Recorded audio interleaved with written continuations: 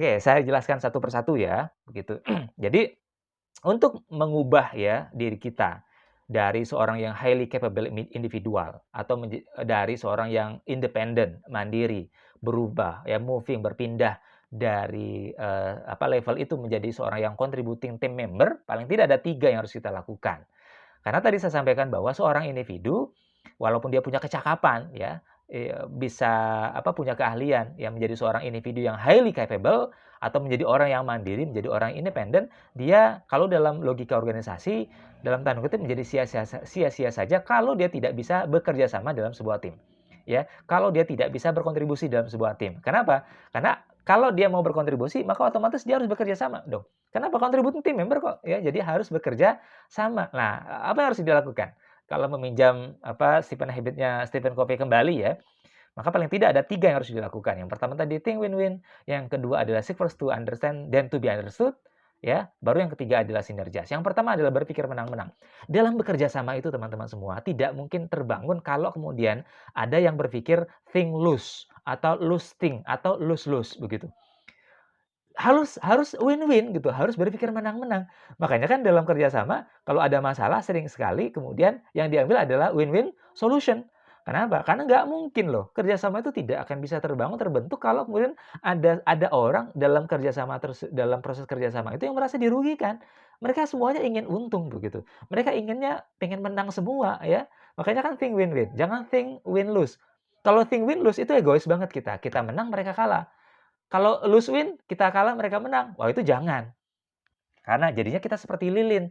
Masa iya kita kalah terus? Awal-awal sih mungkin kita bisa menyinari mereka, ya. Kalau seperti lilin kan menyinari lingkungan sekitar, kegelapan yang ada di sekitarnya. Tapi kalau dia kalah terus, dia sama seperti menghabisi dirinya sendiri. Yang ada adalah dia akhirnya jadi musnah dan makan mati begitu. Jadi think win-win, berpikir menang-menang.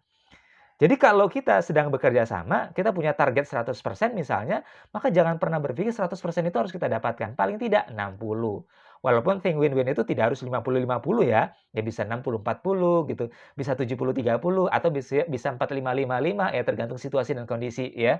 Jadi intinya kalau kita tidak bisa mendapatkan semuanya dan memang dalam kerja sama kita tidak akan bisa mendapatkan semuanya, ya kan? Jadi mirip kalau dalam politik itu kan membangun koalisi itu artinya harus ada kelapangan dada begitu. Jadi tidak semua keinginan kita harus kita capai, harus kita dapatkan, enggak. Kita harus ngalah gitu. Daripada kita tidak dapat sama sekali, maka lebih banyak kita misalnya dapat ya udah deh 60-40, 55-45 atau bahkan 50-50 begitu tergantung situasi dan kondisi. Nah, itu yang pertama, think win-win. Yang kedua, bagaimana caranya agar kita bisa berkontribusi dalam sebuah tim adalah ketika kita seek first to understand dan to be understood. Yaitu ketika kita mampu untuk mengerti terlebih dahulu, baru kemudian minta dimengerti. Jadi teman-teman semua, dalam sebuah organisasi itu kan harus ada kesaling pengertian. Harus ada saling pengertian di antara anggota organisasi.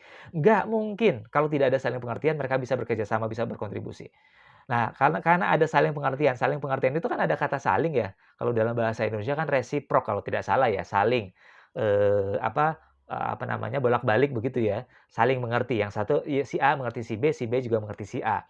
Nah, tidak akan pernah ada proses saling mengerti kalau kemudian tidak ada yang memulai. Tidak ada yang memulai. Lalu siapa yang akan memulai? Yang memulai adalah subjeknya atau pelakunya. Kita dulu gitu loh. Anda dulu yang memulai untuk mengerti. Ya kan? Makanya di awal itu cobalah untuk mengerti. Kayak jadi lagunya, lagu ya. Cobalah mengerti apa yang diinginkan oleh saudara kita, oleh teman kita, oleh rekan organisasi kita, ya. Itu yang dimaksud dengan seek first to understood. Jadi seek first to understand. Jadi mengawali dengan mengerti orang lain, mengerti teman kita, rekan kerja kita, ya, rekan profesi kita, rekan organisasi kita. Nah, baru kemudian kita minta dimengerti. Jadi mengawali dulu.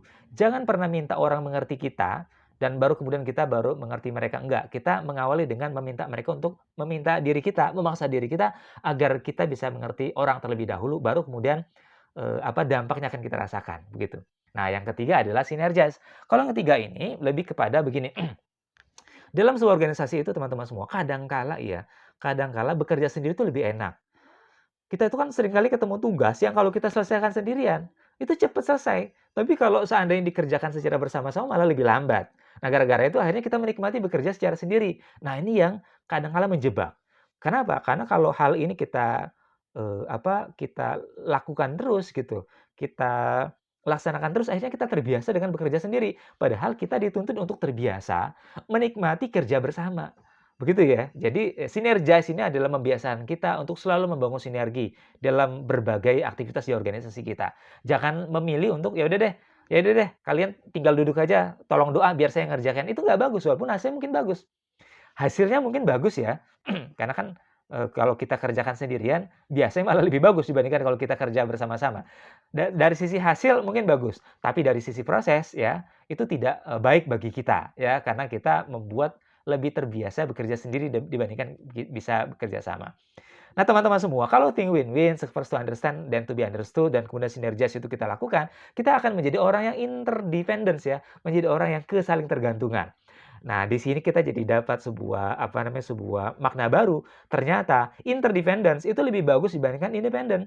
Kesaling tergantungan itu lebih bagus dibandingkan mandiri. Walaupun kemandirian itu lebih bagus dibandingkan ketergantungan ya. Jadi kalau mau ditingkatkan itu, yang pertama ketergantungan, yang kedua kemandirian, dan yang ketiga ada kesaling tergantungan. Kenapa?